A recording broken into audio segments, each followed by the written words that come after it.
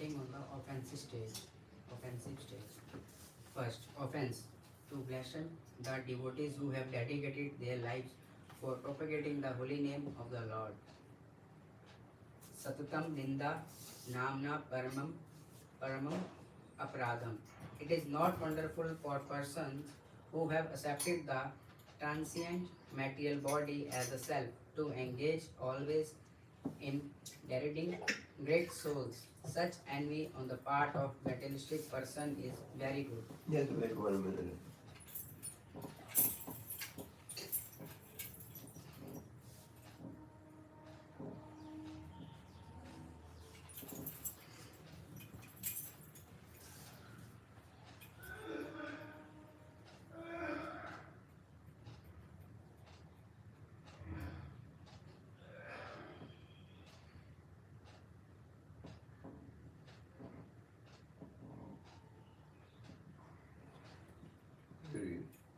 Because that is the way they fall down. They are diminished by the dust of the feet of great personalities. By chanting the holy name, the Bhakti Lada, the seed of devotional service, grows in our heart. We have to cultivate it steadily until it finally reaches the lotus feet of Krishna, which means until we are completely Krishna conscious. The offense of blaspheming a devotee is compared to a wild elephant that treats down all the plants in the garden of devotional service and tramples on them without distinction. If the devotee commits an offense at the feet of a Vaishnav while cultivating the creeper of devotional service in the material world, his offense is compared to a mad elephant that uproots the creeper and breaks it. In this way, the leaves of the creeper are dried. The gardener must defend the creeper by fencing it all around so that the powerful elephant of offenses may not enter. Who is a sadhu? First, we have to ask who is a sadhu or a saintly person. Is he a man with a long beard? No.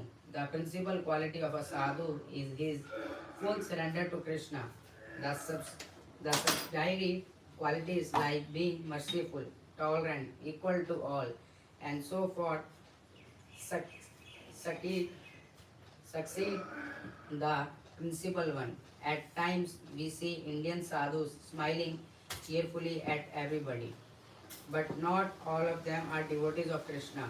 On the other hand, there may be devotees who do not appear to be very friendly and sometimes even chastise others.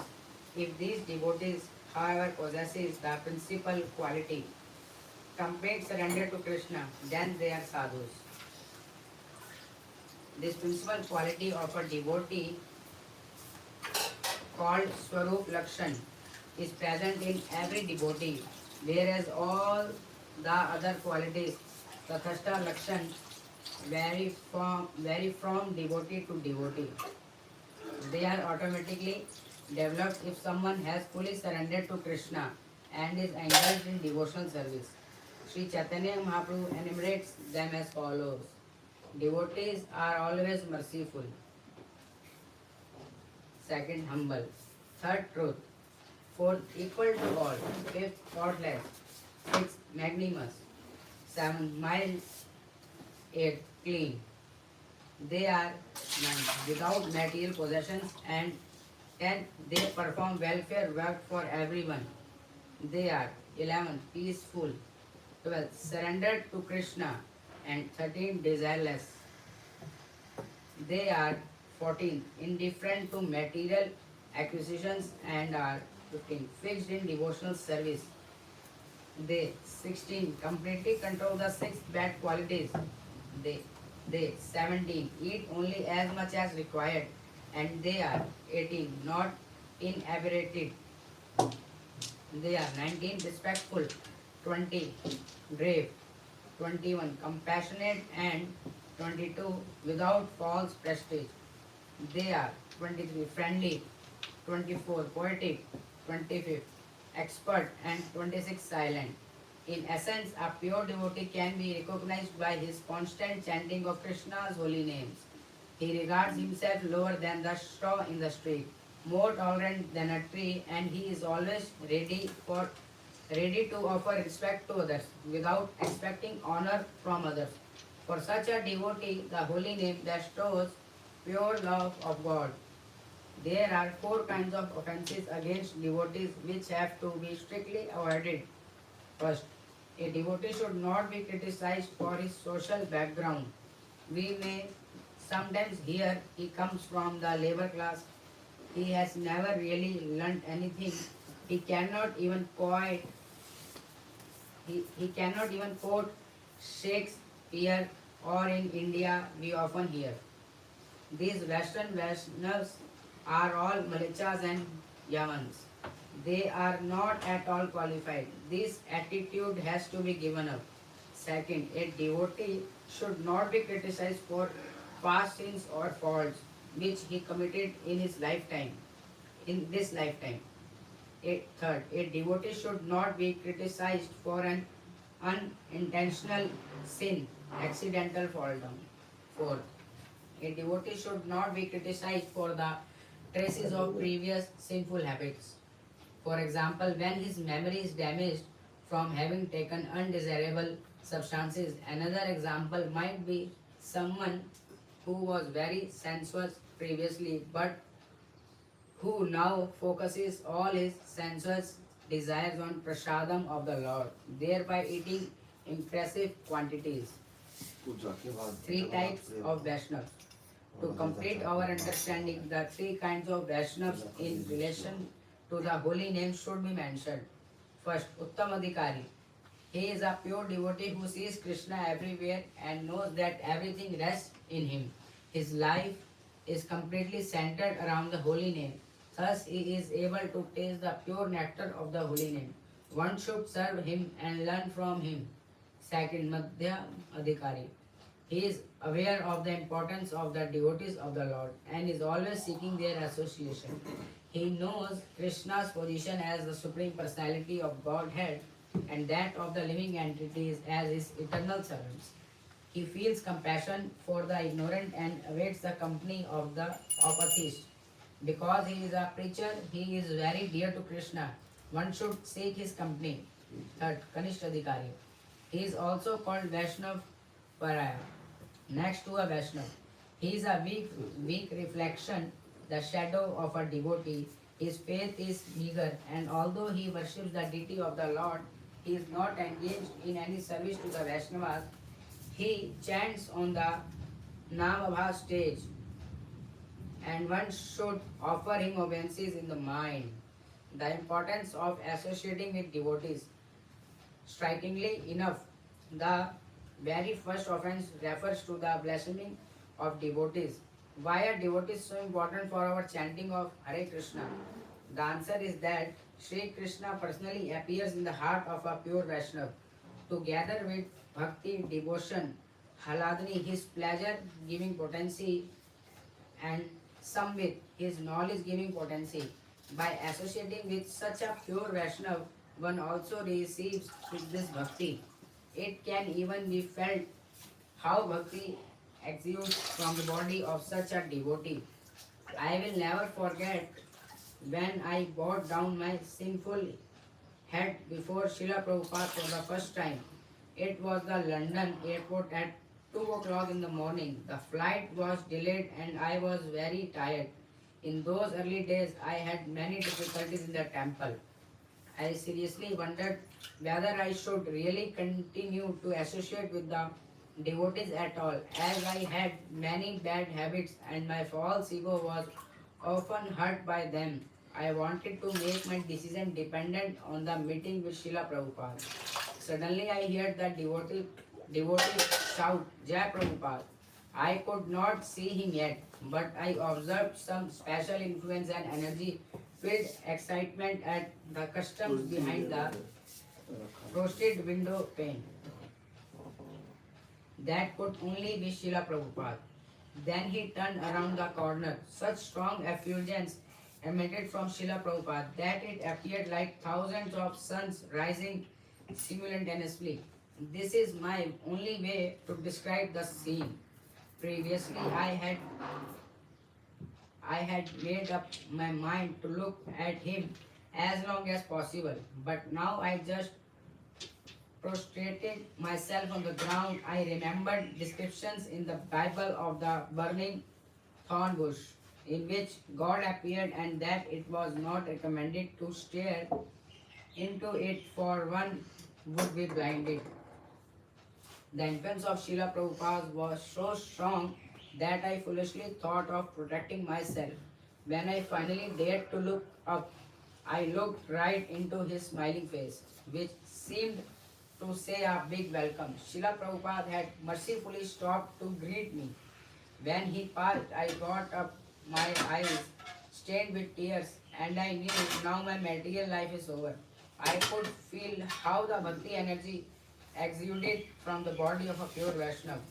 It is said that there are three objects which can help us to attain bhakti, since they have come into direct contact with a pure devotee. His food remnants, the water which has washed his lotus feet, and the dust from his lotus feet.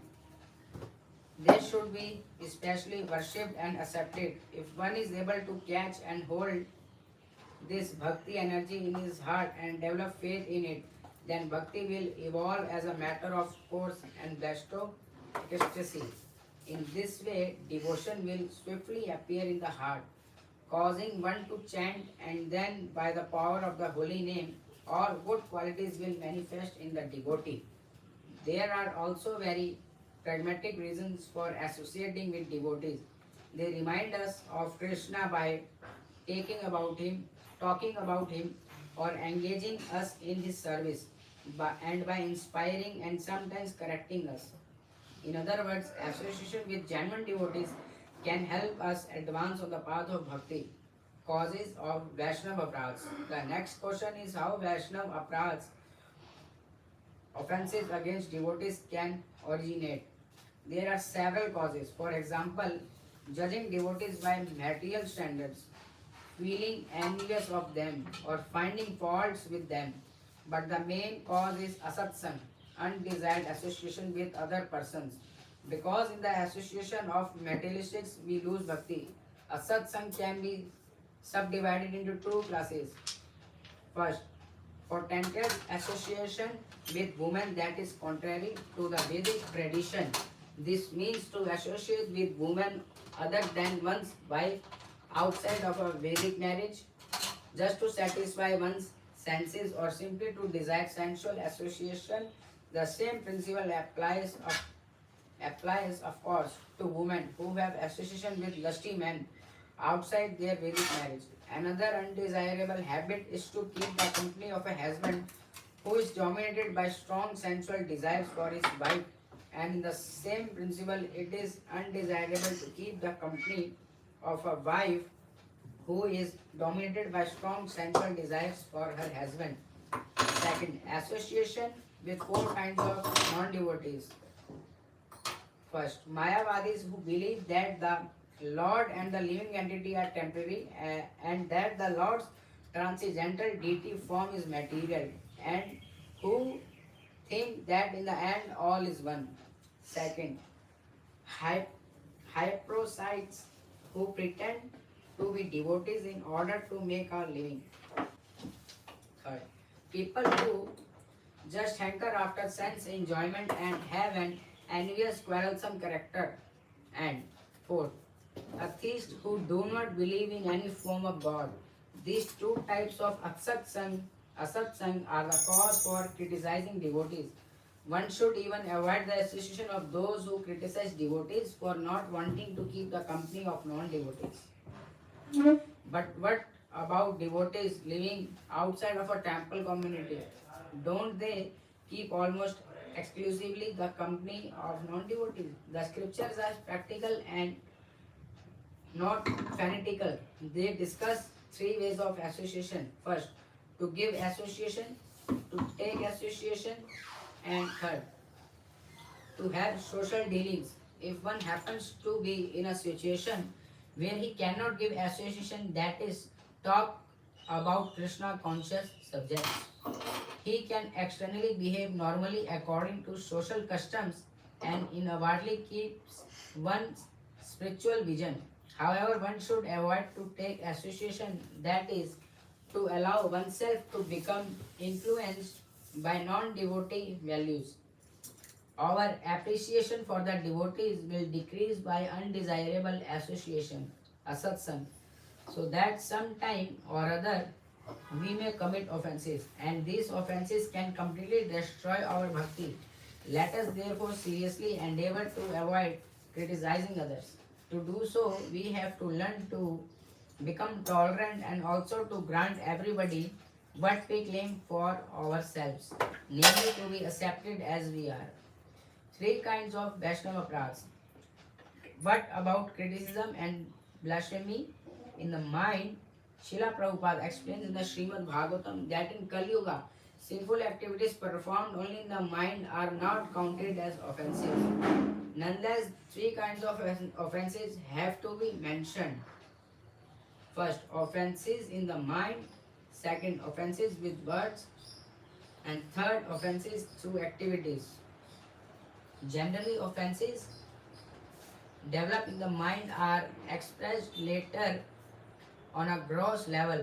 First, one thinks negatively about another, then one can find harsh words to express one's feeling of dislike for the other person, and eventually, when that is not enough, one can confront the person personally and get into an argument or even physical fight. In this way, offenses arise successively. First in thinking, then in feeling, and finally in acting. The Skand Puran warns us to beware of the following offenses against Vaishnavas, which include offenses committed with body, mind, and words. My dear king, if one derives an exalted devotee, he loses the results of his pious activities. His opulence, his reputation, and his sons, Vaishnavas, are all great souls. Whoever blasphemes them falls down to the hell known as Mahurava. Mahurava.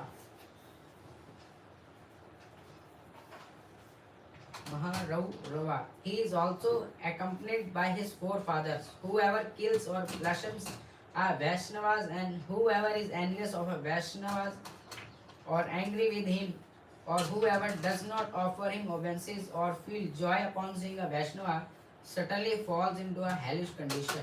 In the Chaitanya Bhagavat, it is stated, Lord Chaitanya said, all living entities in the countless universes are my eternal servants. Therefore, every living being that hurts or abuses another living being will be destroyed. Even a sannyasi who blasphemes an innocent person will fall down and lose all his pity. Then Lord Chaitanya raised his golden arms and declared to the whole world, just give the tendency to criticize others and chant Hare Krishna, Krishna Krishna, Hare Hare Rama, Rama Rama, Hare Hare. I will personally liberate everyone who chants the name of Krishna without criticizing others.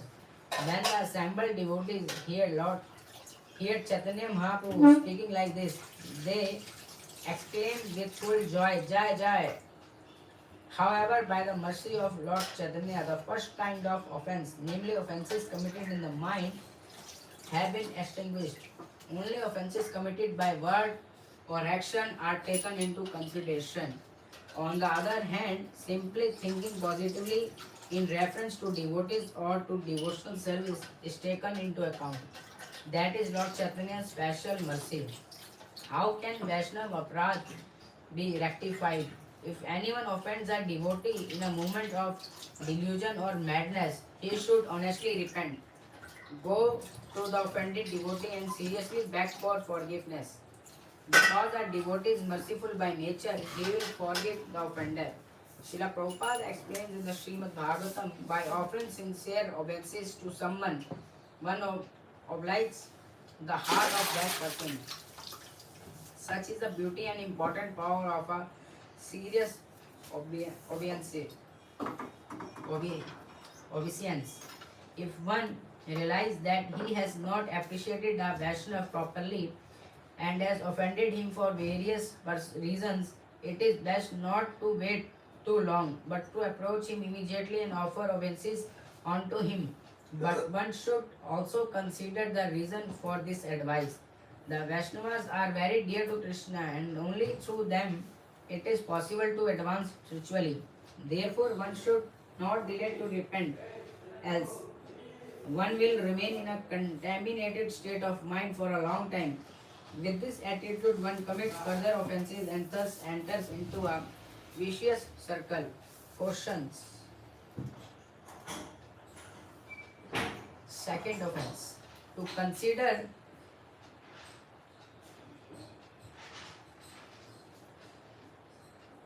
Yes. Maharaj, should I read questions? Yes. Questions. First, what are the characteristics of a Vaishnava? Second, name the three kinds of offenses against Vaishnavas. Third, why do the Vedic scriptures glorify the Sadhu so much and emphasize that one should keep company with him? Fourth, list the different kinds of bad association. Fifth, how can Sadhu Ninda be overcome? Sixth, list the different kinds of Vaishnavas. Second, offense. To consider the names of demigods like Shiva or Brahma to be equal to or independent of the name of Lord Vishnu. What distinguishes the holy names of Krishna from the names of the demigods? First of all, it should be understood that Lord Vishnu is not subjected to the laws of material world. He is the form of full consciousness and knowledge. And although he is the powerful controller of the material world, he exists eternally beyond the three modes of nature. Krishna in Golok Vrindavan is the original Vishnu who possesses the 64 transcendental qualities. Narayan and the three Purush avatars are attributed with 60 of them. Therefore, the jeeves, the living entities, have only up to 50 qualities to a minute extent. But because the demigods are also jivas, they possess the same 50 qualities, but to a greater extent.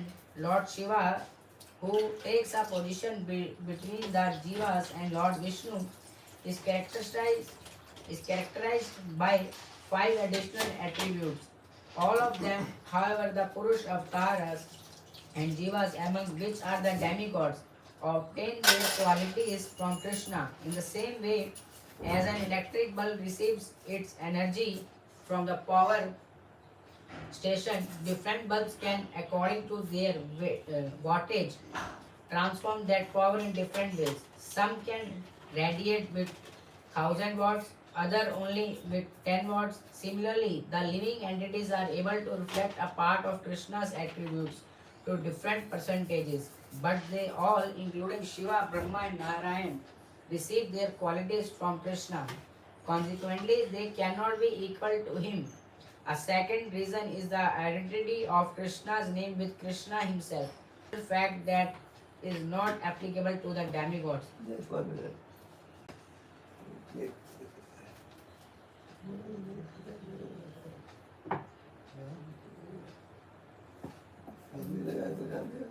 Yes, madam.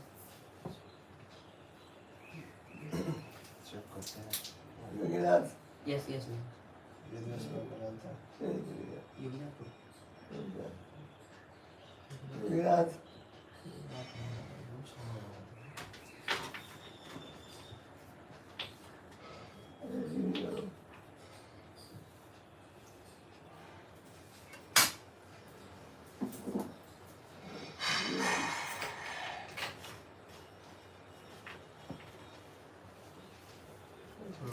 But to speak of lower entities,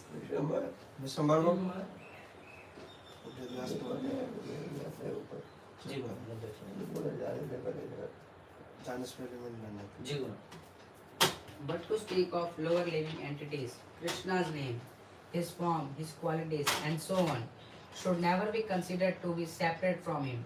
He is non-dual, as the complete whole. He is the absolute truth. If someone out of ignorance is attached to a dualistic concept of God, he can attain at best the Namavas stage of chanting, but will never obtain prem, pure love of Krishna. Only by the mercy of a bona fide spiritual master who is absorbed in Krishna consciousness can one overcome his anarthas and receive the pure name through a step-wise purifying process. Although the European culture is less familiar with the idea of demigod worship, one might still wonder how to treat the demigods properly. For this, it is necessary to understand why demigod worship is recommended in the Vedic scriptures.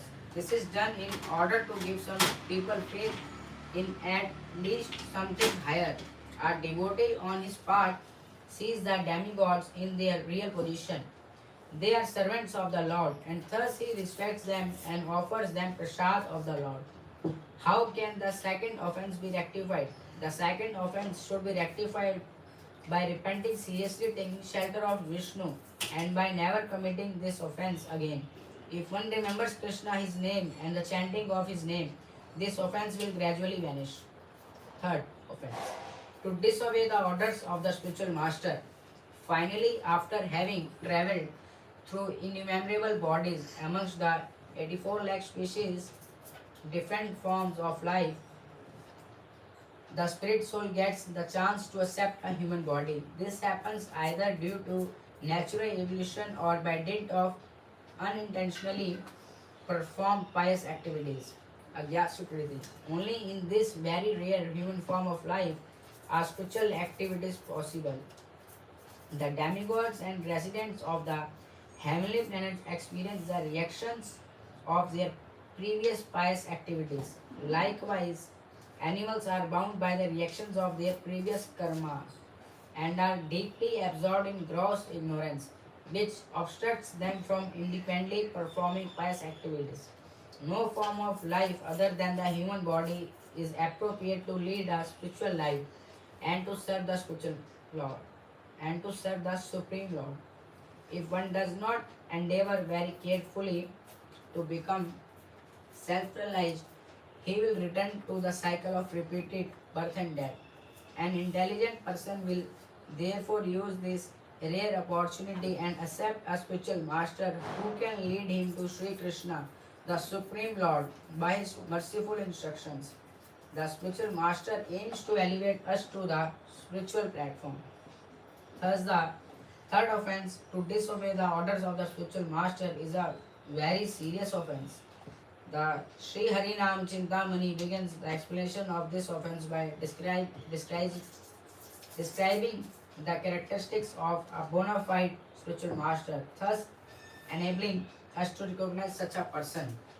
Characteristics of a bona fide spiritual master. The qualified spiritual master is in control of his senses. His principal qualification is that he knows Krishna and understands the signs of Krishna. Whether a Brahmana, a Shudra, a householder, or a sannyasi, the determining factor is his ability to liberate the living entity from the cycle of birth and death. In the Srimad Bhagavatam, it is stated that the spiritual master is he who has realized the conclusions of the scriptures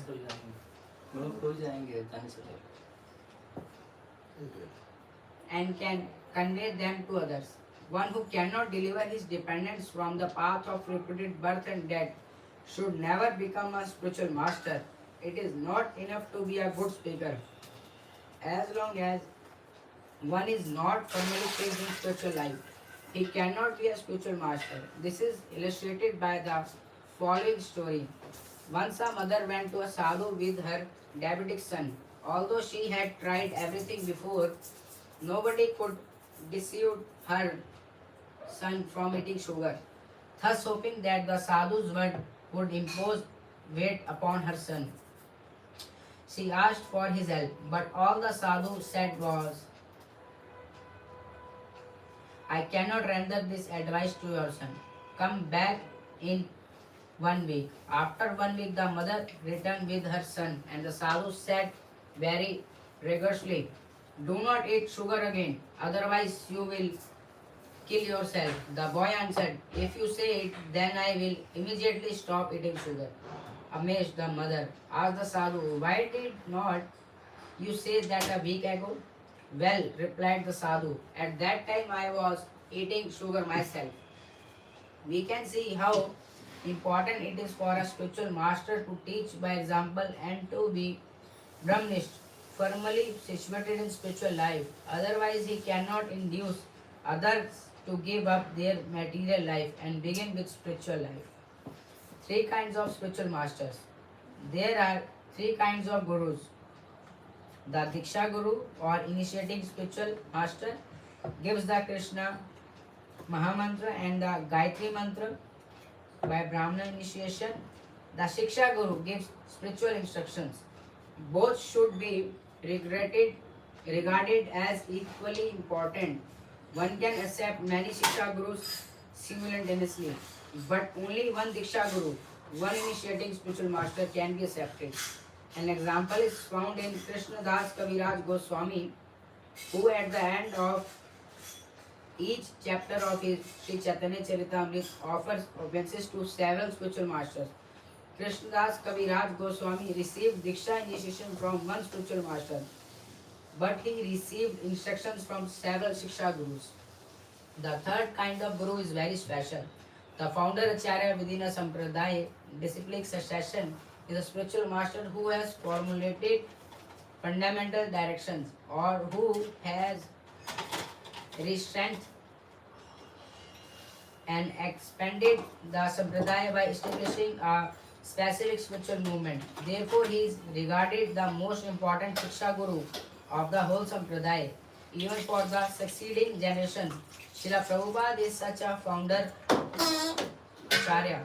The unique particular position of the founder Acharya is explained in Sri Hari Nam Chintamani as follows. A devotee must understand that the previous Acharya, the original spiritual master of the Sampradaya, is the Shiksha Guru, and only his teachings are to be accepted and not those of any other scholar or teacher. The teachings left by the founder Acharya or the Sampradaya are to be especially honored. He is to be respected as the crown jewel of all spiritual masters. His perfect philosophical conclusions have to be adopted by every member of the Sampradaya. All contradicting teachings must be rejected.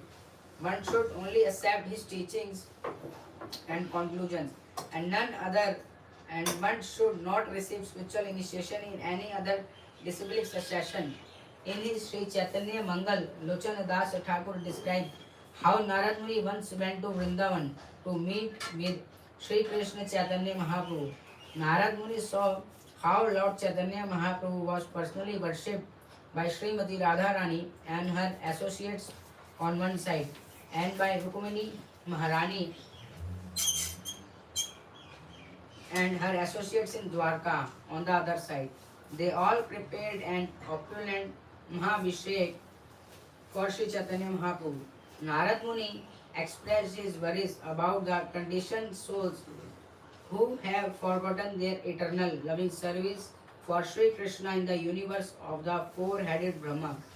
Thereupon, Lord Chaitanya Mahaprabhu, summoning all his present maidservants, declared, Jai Gurudev ki jai. Hare Krishna. When you came about rain, हाँ महाराज कोई नहीं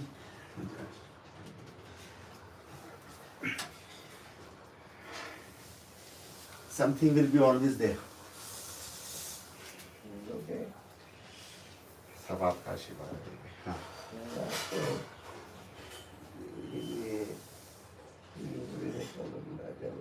हाँ हाँ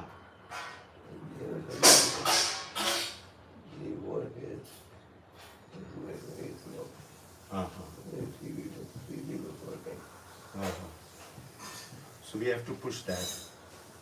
We'll do that. I will take up now today. Open this. Sure, Maharaj. I take it up. Good Maharaj, you told me. Very good Maharaj. मैं राष्ट्रीय SK को पकड़ के एक राउंड भी लगा के आता हूँ. आज ही करता हूँ मैं ये काम. चलिए महाराज. See you later. हाँ? हाँ महाराज, I'm trying. It's all your mercy, Maharaj. I'm trying. Thank you. अच्छा महाराज, very good. अच्छा दीक्षा समाज. Very good Maharaj. Lord Jagannath is there. Third is our Rath Yatra here. Here in this temple. Small yatra within the temple. Mumbai रहने से. अच्छा. चलिए देखते हैं. हरे Krishna. In every age, I appear in the material world to deliver the saints and reestablish religion. Without understanding the purpose of my advent, the ignorant people continue to commit sinful activities. It hurts me that after Satyayug, sinful activities gradually increase with the progress of the ages. Seeing the appealing condition of Kali Yuga, I feel compassionate and personally incarnate in order to manifest my love. Now, without considering anything else, everyone just come with me, and we will destroy the sinful activities of the age of Kali. With the powerful weapon of Nama Sankirtan, I will cut the hard knots of demonic desires from the heart of everyone. Even if the sinners reject religion or flee to foreign countries, still they will get the mercy. I will send my Senapati Bhakt, my supreme commanding devotee, to go there and deliver them. I will inundate the entire universe with my love. Not a pinch of misery or lamentation will remain. I will freely give my ecstatic love to the demigods and all moving and non-moving. This non-moving living entities. This description of the specially empowered Senapati Bhakt clearly refers to His Divine Grace, Srila A.C. Bhaktivedanta Swami Prabhupada, the founder Acharya of the International Society for Krishna Consciousness, ISKCON. Srila Prabhupada preached Krishna consciousness in a very special way. His style was unique. He imparted Vedic knowledge to the West on the basis of the preceding Acharyas by extracting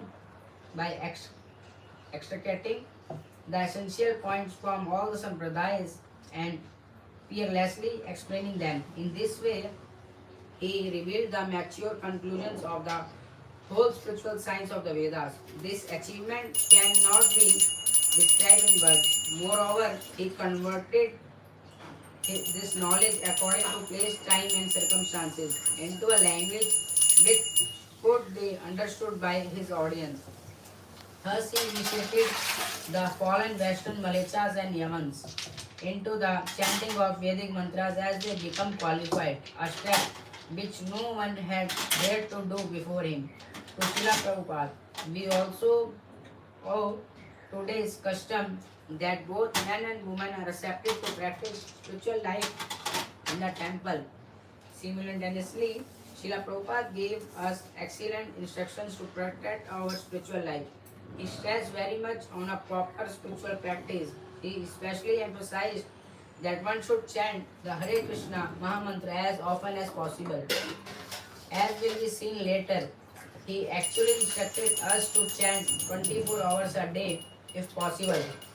That is, if our service allowed the time. One should always be faithful and loyal towards the instructions and conclusions of the founder Acharya.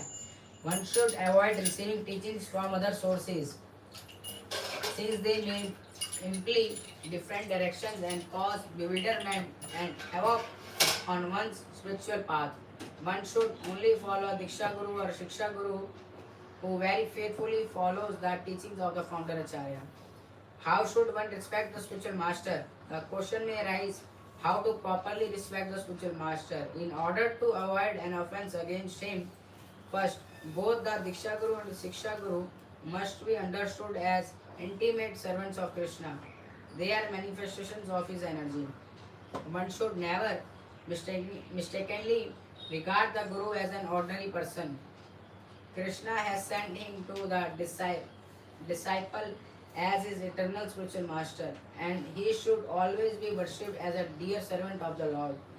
The spiritual master should always be worshipped before one starts to worship Krishna. He also be offered a nice seat, shoes, food, bathing, cloth, etc. Then, with his permission, the deities of Shri Radha and Krishna can be worshipped. Food should first be offered to the deities and then to the spiritual master. Then the prasadam may be offered to other Vaishnavas. One cannot worship Radha Krishna without the permission of the spiritual master. Before chanting the holy names, one should also remember the spiritual master and his instructions. It helps to invoke his presence by prayer while chanting. There are further statements in the Vedas. One should, for example, respect his bed. One should not sit or lie down on his bed, as well as his seat, his shoes, his vehicle of transport, the water from his foot bathing, and his picture or photograph. Furthermore, in the presence of one's Guru, one should not worship another person as Guru. Moreover, one should accept the spiritual master as his Lord and Master and follow his words. By seeing him, one should prostrate before him. One should glorify the Guru in a loud voice, Jai Srila Prabhupada, and should never fail to abide by his orders. One should accept the remnants of his food as prasadam and never discuss toppings in the presence of the Guru if he does not like to hear them. Humbly surrendering to the lotus feet of the Guru, one should act in such a way that he is satisfied. By following these injunctions while performing some kirtana of Krishna's name, one will attain all perfections. Initiation. Now an important question arises which of course affects many bhaktas and bhaktins. How will I be initiated? Initiation is given after having received knowledge about the holy name from the Guru. When full faith in the holy name has developed in the heart, this is again an indication on how the qualifications of a Vaishnava are related to his chanting of the holy name. One who chants with full faith is qualified for initiation because he has received and can appreciate the most important present from the spiritual master, the holy name. How and why does the third offense appear? Whenever we see the spiritual master with mundane vision and consider him an ordinary human being, the third offense appears. Because the spiritual master walks amongst us like one of us, we need to be careful not to commit this disastrous offense by treating him like an ordinary person. The best is to concentrate on his lectures and spiritual instructions and not on his physical appearance, which seems to be like ours. To equate the Guru with an ordinary human being is wrong because the body of an advanced devotee is different from an ordinary person's body, as it is fully spiritualized due to his full engagement in devotional service. How can the third offense be rectified? The third offense can be very easily committed by failing to follow one of the many instructions received from the spiritual master. If one has rejected or disrespected a bona fide Nama Diksha Guru because of bad company or contact with nonsensical literature, one should immediately give up such unfavorable company and literature and repenting piteously fall at the Guru's lotus feet. Since the Guru is very merciful, he will reestablish a fallen disciple in his former position By continuing to chant, the disciple will attain prema, pure love of God. This is the wonderful feature of the third offense. While approaching the bona fide spiritual master, one can always count on his mercy. Of course, one should endeavor to extinguish the causes of one's disrespect and not commit this offense again and again. This is strongly emphasized by Narad Muni. One must conquer the modes of passion and ignorance by developing the modes of goodness, and then one must become detached from the mode of goodness by promoting oneself to the platform of Shuddha Sattva. All this can be automatically done if one engages in the service of the spiritual master with faith and devotion. In this way, one can conquer the influence of the modes of nature. Even if the heart is filled with passion and ignorance, and one repeatedly undergoes difficulties in his spiritual life, one is promoted to the platform of goodness just by worshipping the spiritual master. Thus, one can completely conquer the influence of the modes. But is the greatest offense? A devotee once asked Srila Prabhupada, who answered, the first offense is if you accept Guru and again disobey him, then what is your position? You are not a gentleman.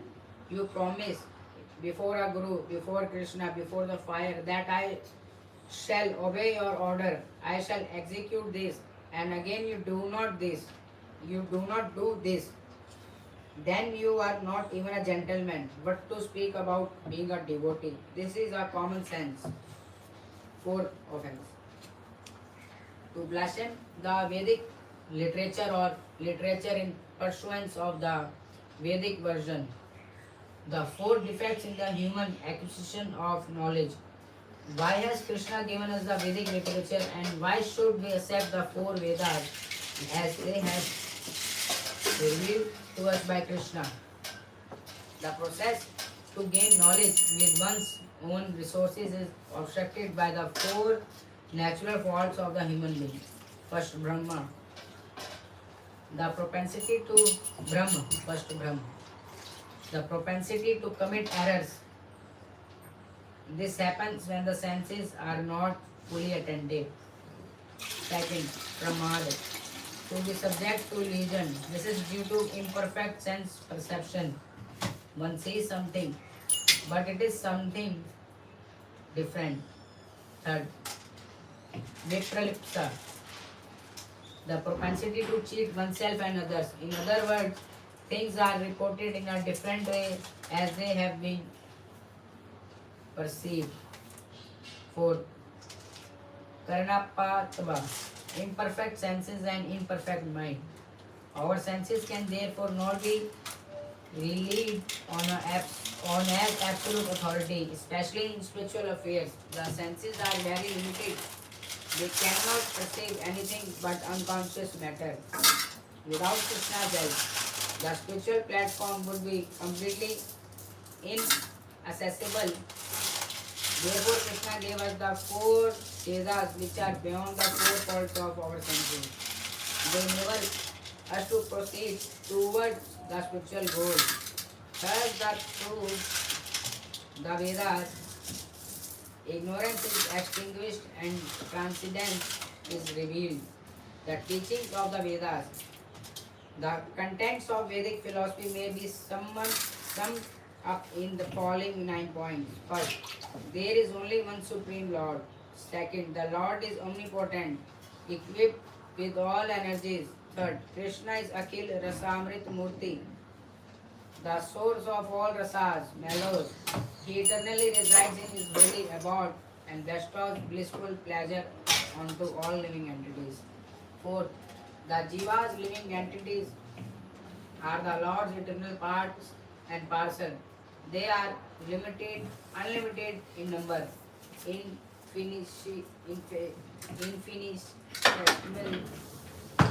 infinitesimal, but fully conscious. Fifth, although the Jivas are eternal, some of them are bound in the temporary material universe, attracted by illusionary pleasure. 6. The Jiva, the eternally liberated.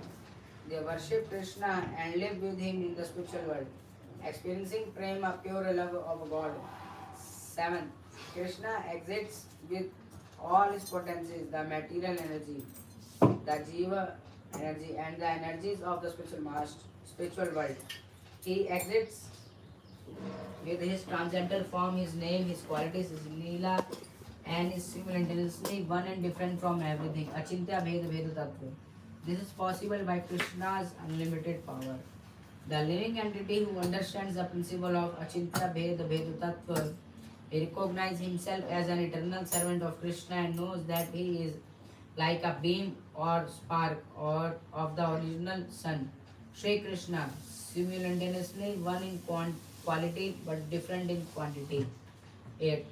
The Vedas describe the ninefold process of devotional service, sadhana bhakti, which is subdivided into Vedic bhakti, devotional service following the rules and regulations, and Raganuga bhakti, spontaneous loving service. These 9 processes and the devotees who perform them perfectly are as follows. Shravanam, Kirtanam, Vishnu, Smaranam, Padasevanam, Archanam, Vandanam, Dasyam, Sakhyam, Atmanivedanam. The perfect example of a devotee who impeccably perform all 9 processes is Maharaj Amrish. The first 7 of these 9 processes belong to Vedic Bhakti. They establish Sambandha Gyan. The last 2, Sakhyam and Atmanivedanam, are performed in Raganuga Bhakti and explain Abhidhep and Prayojan. The most important process in devotional service is chanting Hare Krishna.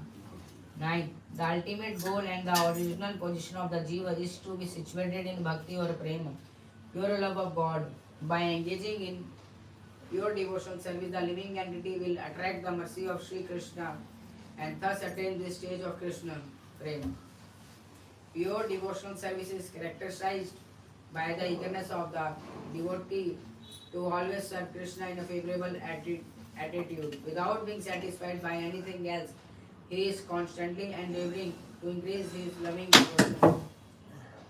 Increase this loving devotion. Pure devotional service is free from the desire of fruitive activities or empirical knowledge by taking complete shelter of the holy name. These 9 items are based on the Vedas, which are considered to be the source of all true knowledge. Why is it an offense to blaspheme the Vedas? The question may be raised how this offense is related to the chanting of the holy name.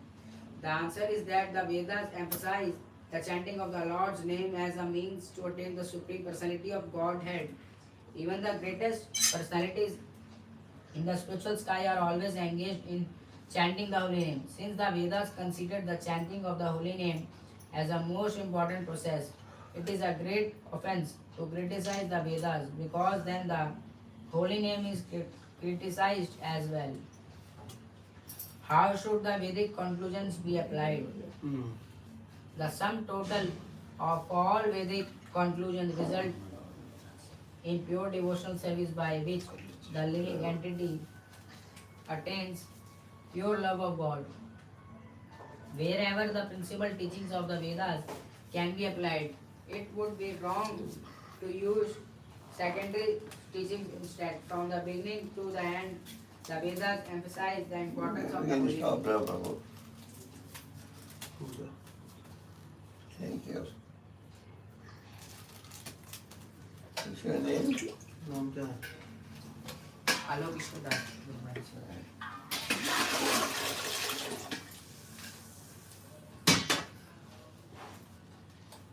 इसका हर महीने से body का blood change होता है duty बचपन से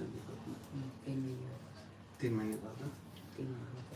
निहाल इधर आगे ठीक है हर 3 महीने इसके बॉडी का ब्लड चेंज होता है इधर आगे ठीक है भाई ठीक है ना इधर आगे ठीक है इधर आगे you feel better Thank you so much for giving me opportunity.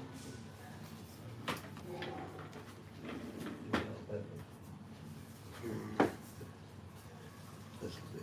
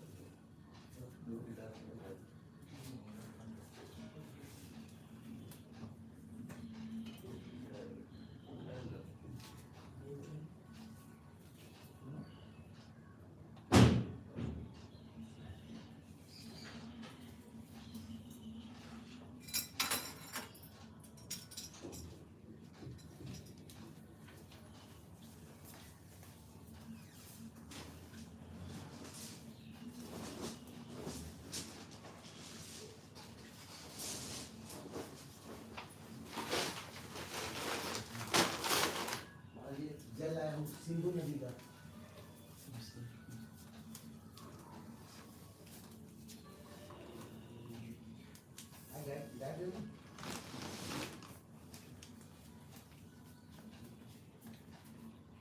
ये ऊपर में है लद्दाख घाटी, तो हम लोग काशी के लिए जब मला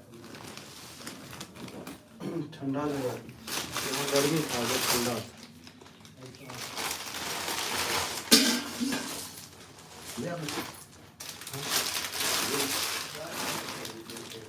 शिवाजी सब लोग टाइट हो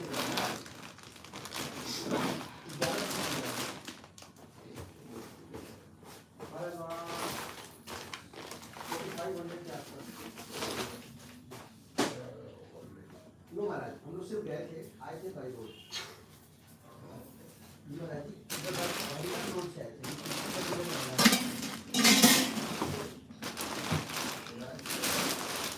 महाराज जी उधर से कारगिल वगैरह होते हुए कारगिल ग्रास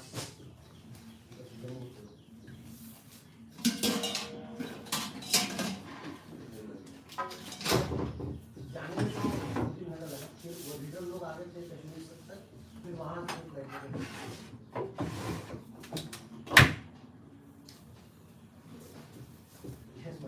सारे वर्किंग लोग थे। वो डॉक्टर साक्षी तो थे जबलपुर वाले, वो भी गए थे, और जितने वो मेट्रो में जो आते हैं मंडी को यहाँ पे सेवा करने, वो भी गए थे। सारे वर्किंग लोगों ने फंड इकट्ठा किया।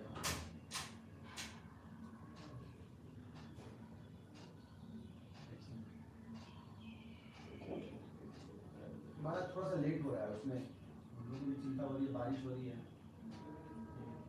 मतलब छोटी छोटी कई सारी चीज़ें हैं, तो अभी भी लग रहा है कि हमारा गंगा जन्माष्टमी में आ जाएगा।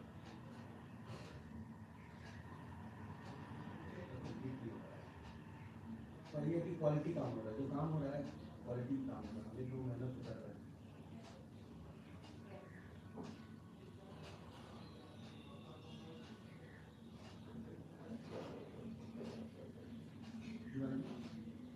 इतना हो सकता है। जी महाराज,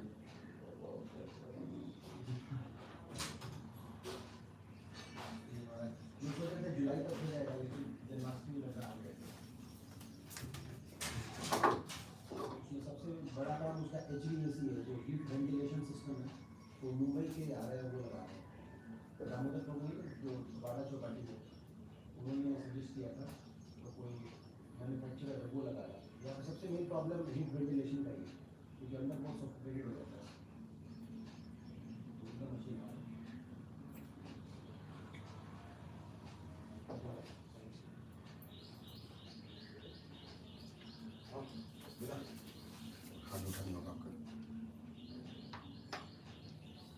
ट्रांसपेरेंट था। इसने करो, ये करना। हाँ फॉलो करेंगे, वो ऐड करने होंगे। कहाँ गए? सबको एक साथ लेके फिर से करेंगे। नहीं तो मैं इधर से कर देता है add.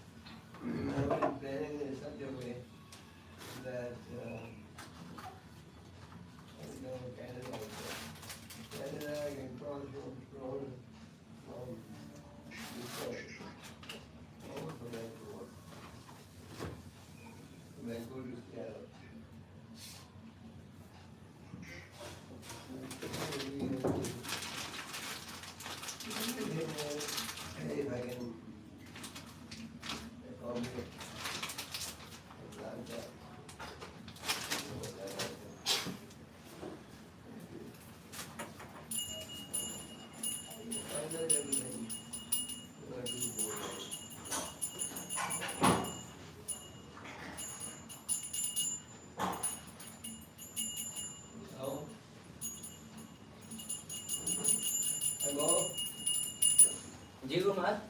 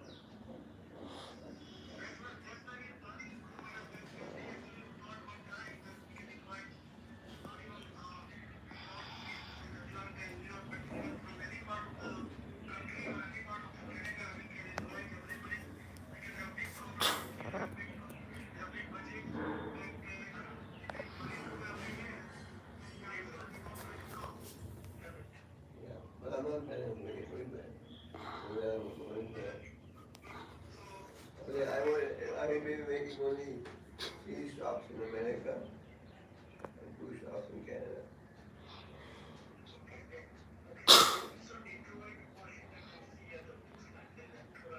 Yeah, but if I have to cross into Canada, I have to do this routing in.